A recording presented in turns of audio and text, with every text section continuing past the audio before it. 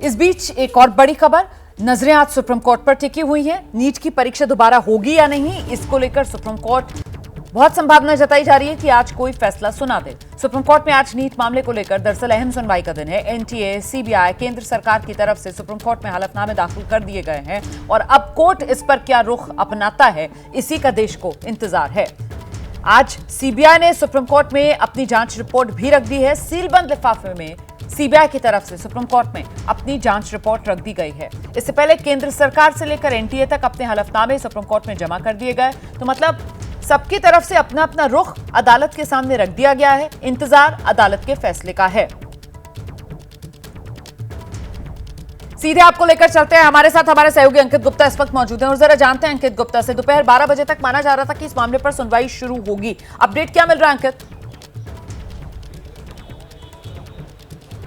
रोमाना, अब उम्मीद की जा रही है कि अगले 15 से 20 मिनट में मामले की सुनवाई शुरू हो सकती है, क्योंकि जो आइटम नंबर 40 है, अभी जो आइटम नंबर 32 चल रहा है, तो ऐसे में भी 7-8 मामले और हैं, उसके बाद इस मामले की सुनवाई शुरू होगी। लेकिन रोमाना, इस सबके बीच में एक बड़ा जो है एक सवाल भी खड़ा हो रहा है, और वो खड़ा हो रहा है एनटीए के उस हलफनामे से जो कि सुप्रीम कोर्ट में दिया है। उसी में एक जो है जो पॉइंट है उसमें जिक्र किया गया है पटना में जो जिस तरह से सवाल खड़े हुए थे, तो पटना को लेकर के साफ तौर पर यह कहा गया है कि पटना में जो एनटीए ने अपनी जांच की है, जो उसके इन्विजिलेटर्स थे, जो अधिकारी थे, उनमें किसी भी तरीके से पेपर लीक की कोई घटना सामने नहीं आई है। यानी कि एनटीए ने अपनी जांच के आधार पर यह कह दिया है कि पटना में पेपर लीक नहीं हुआ, और इस वजह से अब जो सीबीआई का हलफनामा आया है या सीबीआई की जो जांच रिपोर्ट आई है सील्ड कवर में, देखना दिलचस्प होगा कि पटना को लेकर के सीबीआई क्या कहती है, क्योंकि पटना में आरोपियों को गिरफ्तार किया गया है और ये बात जो है सामने सबके सामने आ चुकी है। और महत्वपूर्ण तो ये हो जाता है अंकित गुप्ता कि पहले ईओयू की जांच जिसका आप भी जिक्र कर रहे हैं, और उसके बाद न सिर्फ पटना बल्कि गिरफ्तारियां जो हैं वो झारखंड तक उस ओएसिस स्कूल तक के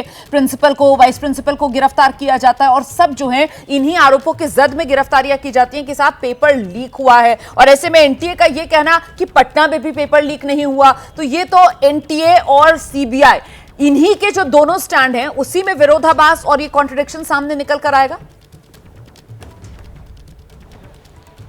रोमाना, इसी वजह से मैं जिक्र कर रहा हूं कि सीबीआई का इस पर स्टैंड होता क्या है, वही सबसे ज्यादा इस वक्त जो महत्वपूर्ण हो जाता है। क्योंकि क्या सीबीआई भी जो एनटीए ने बात कही है उसको सपोर्ट करती है, या सीबीआई उसके जो है उससे अलग स्टैंड लेती है? क्योंकि ईओयू हो या उसके अलावा महाराष्ट्र की बात हो, गुजरात की बात हो, तमाम जो जांच एजेंसीज थी जो अलग अलग राज्यों की थी, उन्होंने जो है अपना केस सीबीआई को सौंपा और सीबीआई ने उस आधार पर जांच को आगे बढ़ाया। लेकिन जिस बात का आप भी जिक्र कर रहे हैं ना कि इस मामले में बिहार और झारखंड दो ऐसे राज्य हैं जहां से गिरफ्तारियां हुई हैं, अगर गिरफ्तारियां हुई हैं तो एनटीए कैसे कह रहा है कि पेपर लीक नहीं हुआ, और इस पर सीबीआई का क्या रुख है, और उसी आधार पर सुप्रीम कोर्ट अपना रुख साफ करेगा। बिल्कुल देखना बहुत दिलचस्प होगा कि आखिरकार सुप्रीम कोर्ट इस पूरे मामले में अब क्या रुख अपनाता है। सुप्रीम कोर्ट की तरफ से क्या आज ही कोई बड़ा फैसला आ सकता है? हमारी नजर लगातार बनी हुई है। बहुत शुक्रिया आपका अंकित गुप्ता इस तमाम अपडेट के लिए। जैसे ही घड़ी का काटा दोपहर 2:30 पे आए, बबीता जी का दिल सास बहू साजिश के लिए मचल जाए, और ये है इनकी बहू, पूरे दिन ऑफिस की टेंशन हो जाए गॉन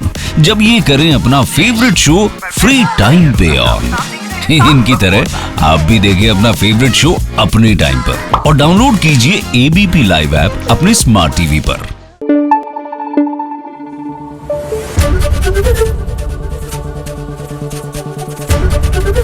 एबीपी न्यूज आपको रखे आगे।